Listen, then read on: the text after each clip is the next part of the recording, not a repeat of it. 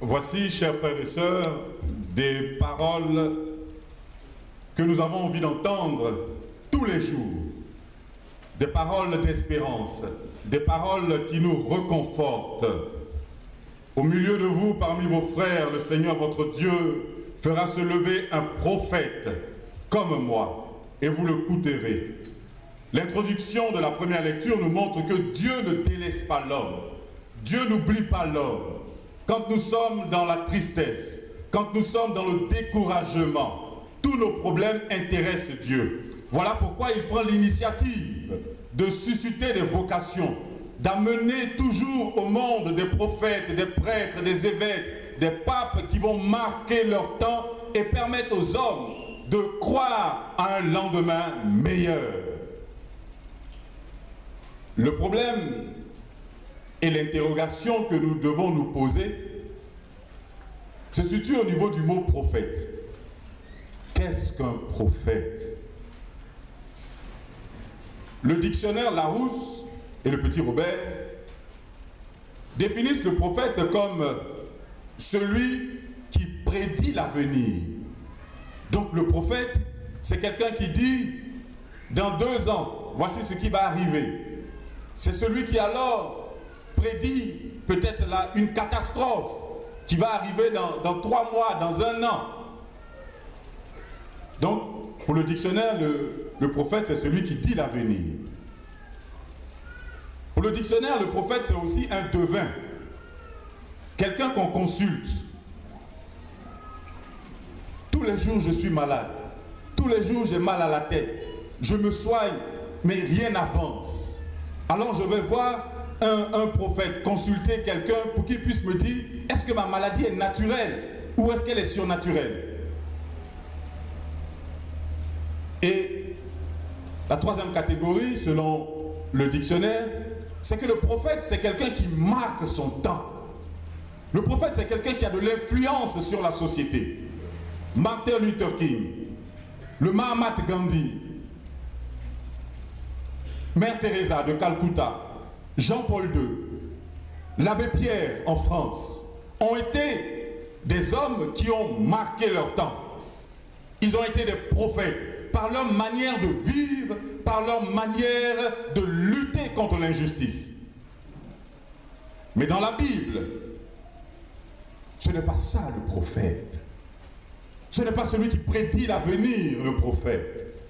Ce n'est pas celui qu'on va consulter qui est considéré comme un prophète. Le prophète est d'abord celui qui est appelé par Dieu. C'est Dieu qui prend l'initiative.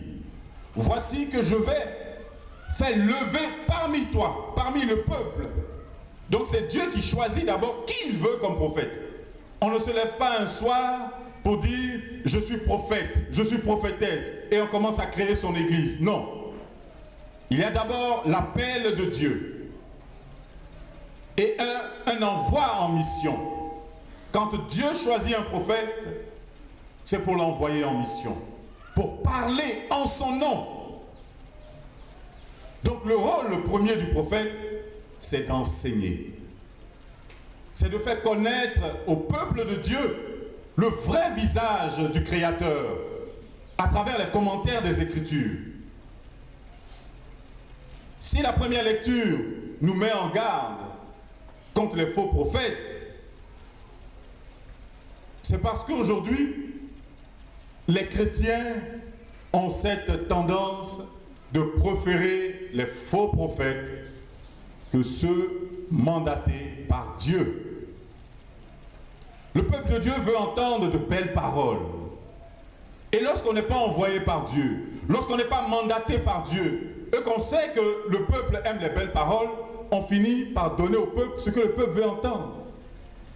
On finit par se faire avoir par des escrocs qui prétendent être des serviteurs de Dieu, mais en réalité ne sont pas des serviteurs de Dieu. Ce sont des loups déguisés en agneaux. On aime les belles paroles. Cette année sera ton année de succès. Tu seras élevé dans ta famille comme Joseph. On va te jeter dans la fosse au lion, mais le Seigneur va te protéger. C'est tellement beau de prendre des paroles de la Bible et de les appliquer. Mais est-ce que ça guérit le cœur? Ce sont des paroles qui réchauffent l'assemblée, mais qui ne guérissent pas le cœur. Parce que quand on quitte, on finit toujours par être devant la réalité. Et le Seigneur nous met en garde contre ces faux prophètes. Quand on ne s'attache pas à l'essentiel, à l'enseignement, on finit par glisser dans tout ce qui est prétentieux. On finit par croire au fétiche, à la superstition. Le roi Saül aussi a été confronté à cette tentation. Il a vécu une difficulté. Il s'est mis à genoux, il a crié vers Dieu. Et il n'a pas eu de réponse. Le silence de Dieu. Dans le premier livre de Samuel, au chapitre 28, de versets 7 à 8. Alors Saül dit à un de ses soldats, va chercher en Israël une femme que je peux consulter pour comprendre ce que je vis. Cela n'a pas plu au Seigneur. Et beaucoup de chrétiens font des prêtres, des devins. Mon père, je ne mange pas viande de bœuf, mais dans mon rêve, j'ai mangé viande de bœuf. Ça veut dire quoi? Mon père, j'ai rencontré un homme, en tout cas, il faut prier, Dieu va te dire si c'est mon mari. Non, Dieu n'agit pas ainsi. Marche avec lui, chemine avec lui pour voir s'il correspond à tes pensées, s'il correspond à tes attentes. Un prophète n'est pas un sorcier. Les chrétiens qui agissent de la sorte, ce sont les chrétiens animistes, qui ne sont pas encore détachés des traditions qui les oppriment, qui les possèdent. Faisons attention à ceux que nous écoutons, à ceux qui prétendent être des prophètes. Et c'est ce que le Seigneur dit, gare à celui qui par présomption dira en mon nom une parole que je ne lui aurais pas donnée. Ne cherchez pas à entendre ce qui vous plaît. Cherchez à entendre la parole de Dieu. C'est ce qui est essentiel pour nous. C'est de grandir à l'écoute de l'enseignement. Et ce prophète par excellence, ce prophète comme Moïse, promis au peuple, trouve sa réalisation dans notre Seigneur Jésus-Christ, le prophète par excellence. Voici que l'Assemblée est étonnée par son enseignement. Voici un enseignement nouveau. Voici quelqu'un qui parle avec autorité. Le Christ parle avec autorité ne veut pas dire que le Christ, c'est quelqu'un qui prêche avec force. Pour comprendre le mot autorité, l'étymologie en grec nous sera très utile. L'autorité en grec se dit exousia, c'est-à-dire ce qui sort de l'être.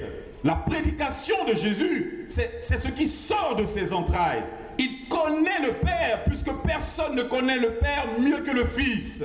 Donc ce qu'il dit, c'est ce qu'il a reçu du Père. Jésus, dans ses prédications, ce n'est pas les prédications habituelles qu'ils avaient coutume d'entendre, où les rabbis disaient, ils se référaient toujours au passé. Comme a dit le rabbi un tel, comme a dit le rabbi tel, comme l'a dit Moïse. Non, la prédication de Jésus, ce n'est pas comme ça. Il dit ce qu'il connaît de Dieu. Et cette parole dérange. On ne peut alors parler avec autorité que si nous sommes nourris de la parole de Dieu.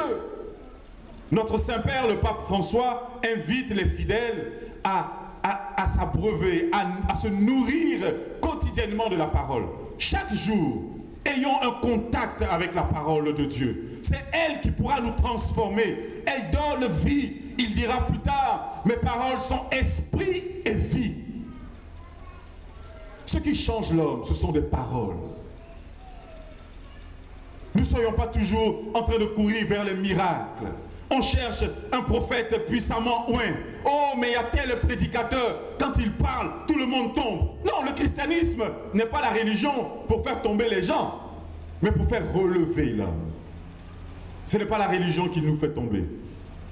Notre Église n'est pas là pour faire tomber les fidèles, elle est là pour les relever.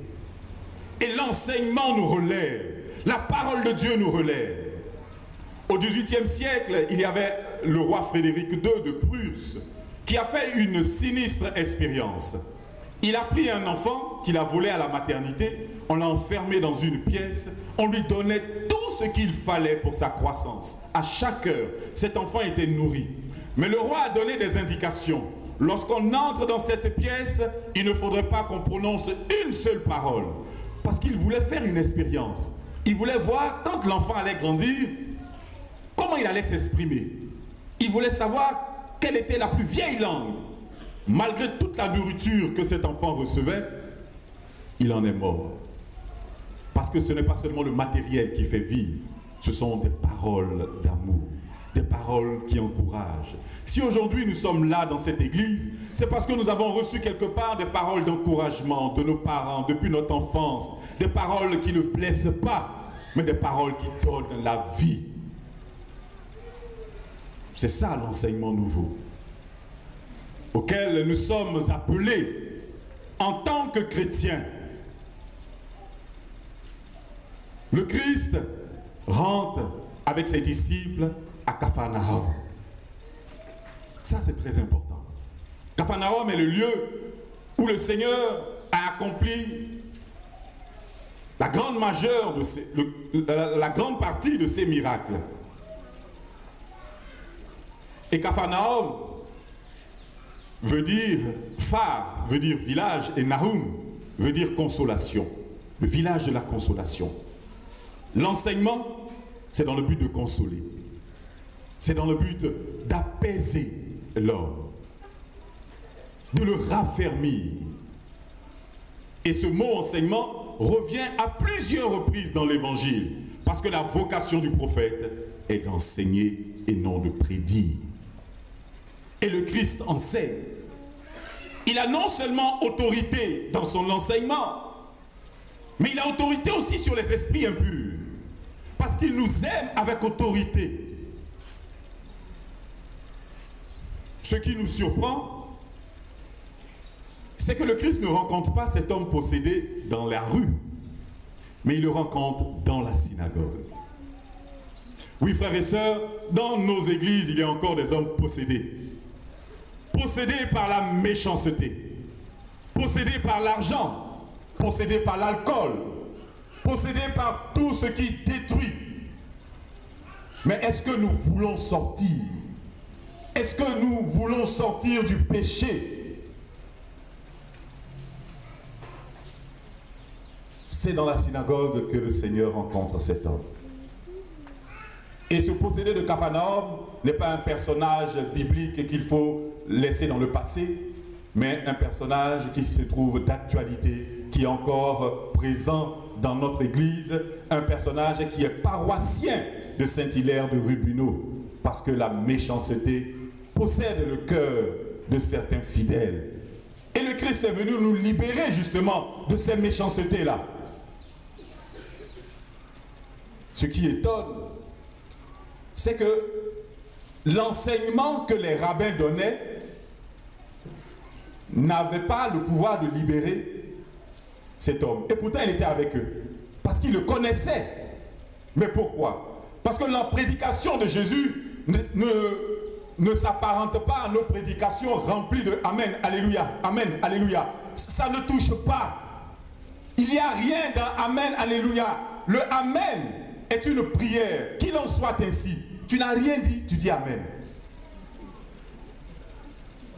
Et on aime ça.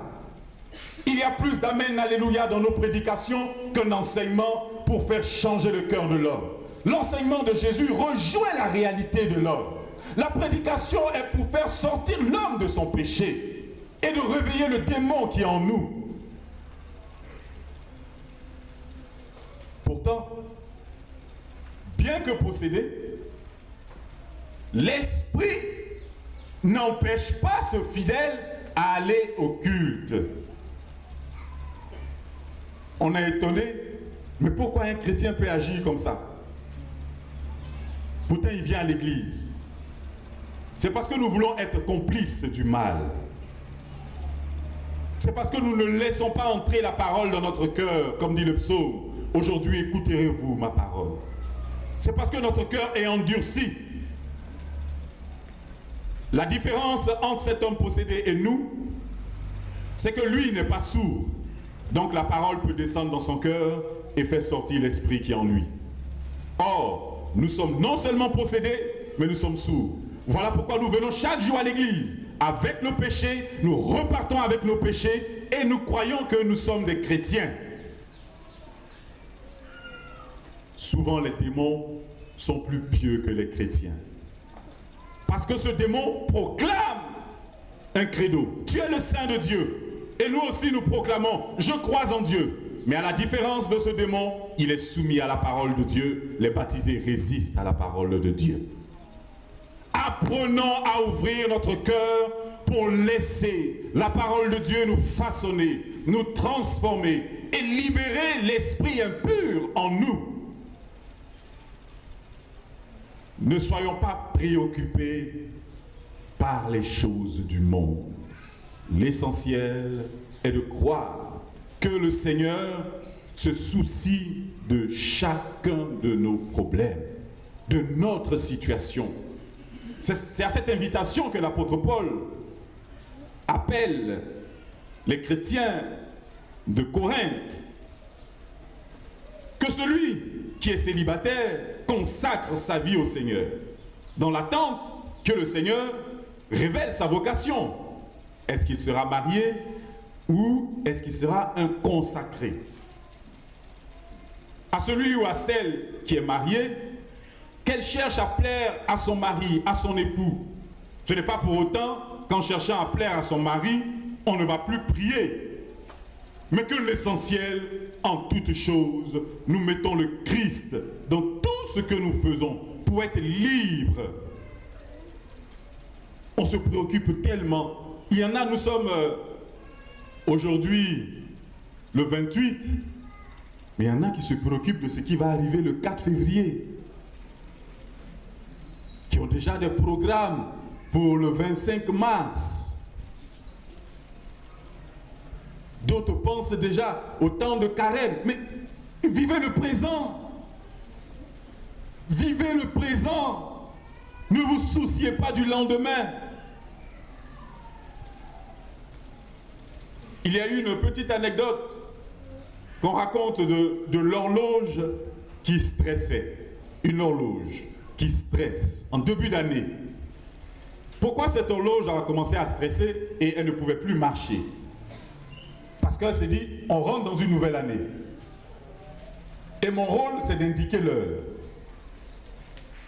Je dois faire pour 1 minute 60 tours. Pour 1 heure, 120 tours. Pour une journée, près de 8000. Elle a calculé pour le mois et l'année. Mais ça faisait des millions et des millions. Donc elle était stressée. Mais est-ce que je pourrais arriver à compter cette année? Et finalement, le psychiatre lui dit, combien de tours tu dois faire en 1 minute? Il dit 60. Et pour 1 seconde, 1 tour. Il dit, bon, donc il faut penser comme ça. Pense seulement à ce que tu vas faire maintenant. Ne pense pas au nombre de tours que tu dois accomplir durant 1 heure, durant 2 heures, durant 3 mois. Sinon, tu seras stressé. Vivez le présent et laissez le Seigneur vous envahir. Laissez la parole de Dieu vous transformer et libérer l'esprit impur en nous pour que nous soyons des saints comme notre Père Céleste est saint. À lui la gloire au siècle des siècles. Amen.